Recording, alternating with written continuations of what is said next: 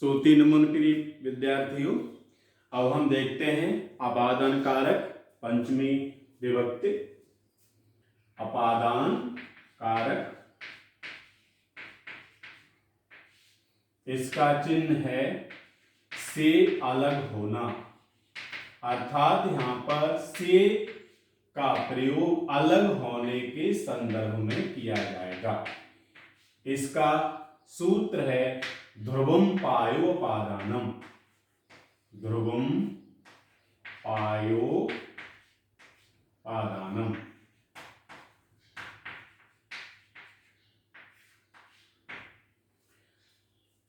अर्थात जिससे कोई वस्तु अलग होती है, पृथक होती है, जहां से कोई वस्तु अलग हो, पृथक हो, उसे अपादान कहते हैं। और अपादाने पंचमी, अपादाने पंचमी में इसका सूत्र होता है ध्रुवम पायोपादानम। अपादान का सूत्र है अपादाने पंचमी।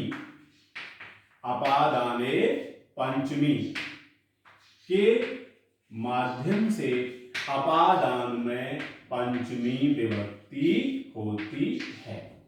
हम इसको इस तरह से भी लिख सकते हैं, शुद्धता पूर्वक पंचमी।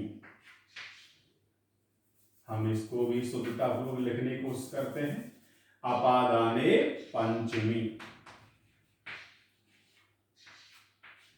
इस तरह लिख सकते हैं अपादाने पंचमी। अपादान में पंचमी विभक्ति होती है। उदाहरण लें हम, जैसे रामः गृहात् आगच्छति। रामः गृहात् आगच्छति, राम घर से आता है। राम घर से अब यहां पर गृहात अलग हो, अब यहां आगच्छत क्रिया राम को घर से पृथक कर रही है, घर से अलग कर रही है। राम घर से आया, घर राम के साथ नहीं आया, अतः अलग होने का भाव है। इसलिए यहां पर गृहात में अपादान कारक पंचमी विभक्ति है। इसी तरह से वृक्षात् पत्राणि पतन्ते, वृक्ष से पत्ते गिरते हैं। वृक्षात् फलानि पतन्ते, वृक्ष से फल गिरते हैं। तो इत्यादि और उदाहरण हो सकते हैं। तो हम याद रखेंगे, जहां पर यानी जहां से कोई वस्तु अलग हो, अलग होने का भाव बताया जाए, अलग की जाए, पृथक की जाए, वहां अपादान कारक होगा, उसे ध्रुवम पायोपादानम कहेंगे। और अपादाने पंचमी के माध्यम से उसमें पंचमी विभक्ति होगी। अब हम देखते हैं इसका उपपद विभक्ति। उपपद विभक्ति, उपपद विभक्ति में हम देखेंगे, समझेंगे ध्यान से। तो उपपद में, इसका उपपद विभक्ति में बताया जाएगा कि जहां पर जैसे अन्य, अन्य, बह्य और अन्य, बह्य, विभेद, विभेद डर, भीतरार्थानु भय का सूत्र होता है। विभेद, अन्य, विभेद और जिससे कोई वस्तु निकलती है, जहां से कोई वस्तु निरंतर निकलती रहती है, वहां भी उपपद विभक्ति के माध्यम से पंचमी विभक्ति होती है। अर्थात निरंतर निकलना, लिख सकते हैं निरंतर क्रिया होना, निरंतर निकलना, निरंतर निकलने की क्रिया होना, वहां पर विभक्ति हमारी होती है पंचमी। जैसे हम देख सकते हैं, उदाहरण के तौर पर हम यहां पर देखें। उदाहरण में जैसे हमारा है अन्यः, गोविंदाय अन्यः कोऽपि सहायकः। गोविंदाय, गोविंदात, गोविंदात, गोविंदात अन्यः, अन्यः कोऽपि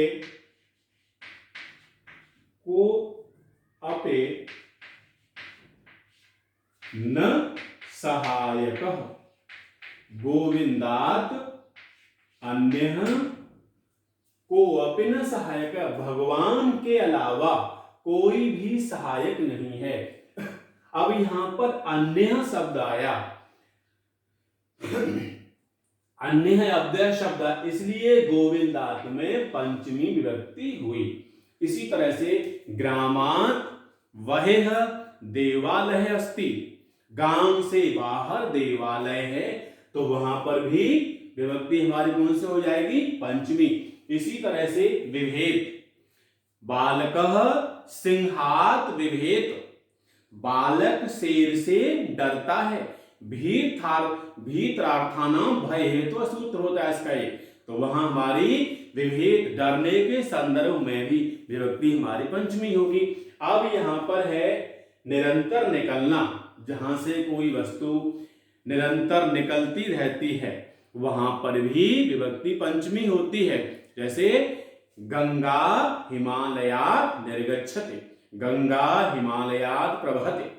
इस तरह से इसमें भी गंगा हिमालय से निरंतर निकलती है, निरंतर बहती है, तो हिमालयात् में हमारी पंचमी विभक्ति है।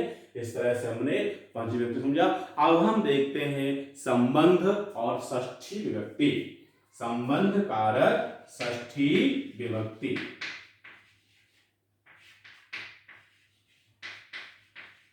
संबंध कारक पर लिखाई है, इसका चिन्ह होता है का, की, के, रा, री, रे, ना, नी, ने इत्यादि के चिन्ह होते हैं। अब इसका सूत्र है षष्ठी से। षष्ठी से यानी षष्ठी व्यक्ति शेष, जहां कोई संबंध, जहां पर संज्ञा पदों का अन्य शब्दों के द्वारा, अन्य संज्ञा सर्वनाम शब्दों के द्वारा संबंध बताया जाए, संबंध स्थापित किया जाए, उसे संबंध कहते हैं, उसे ही संबंध कारक मान लेते हैं, और वही हमारी षष्ठी विभक्ति होती है। जैसे हम एग्जाम्पल ले सकते हैं अपना यहां पर कि एयम मम लेखनी, विभक्ति हमारी कौन सी है? षष्ठी। एयम मम लेखनी,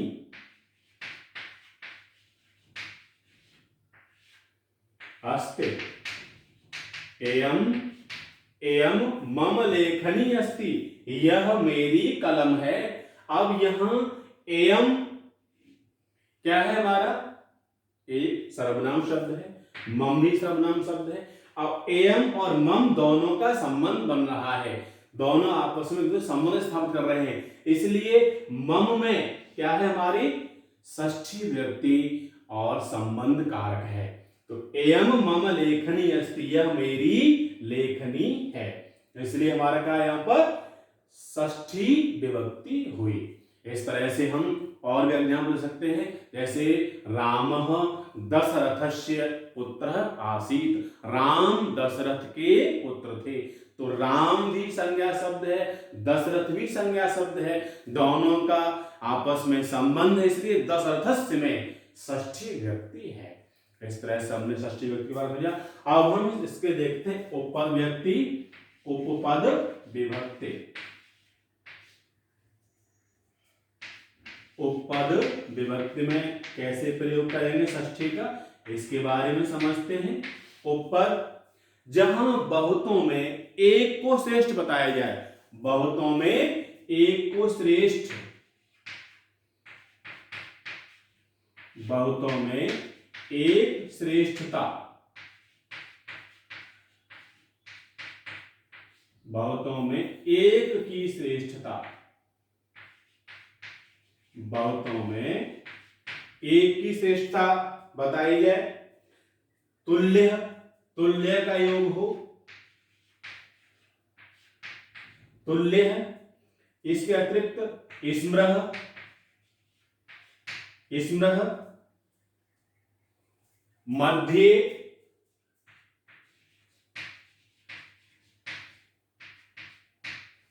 बहुतों में एक की श्रेष्ठता बताई जाए, तुल्य है, तुलना की जाए।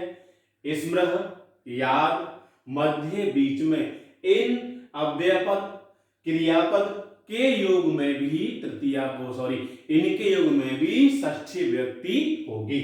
जैसे हम एग्जाम्पल देखते हैं, कवि नाम कालिदासः, कवि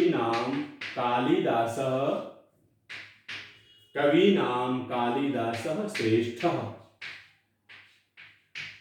कवियों में कालिदास श्रेष्ठ हैं, तो यहाँ बहुत से कवियों में कालिदास ही श्रेष्ठता है, अतः कवि नाम में षष्ठी विभक्ति है।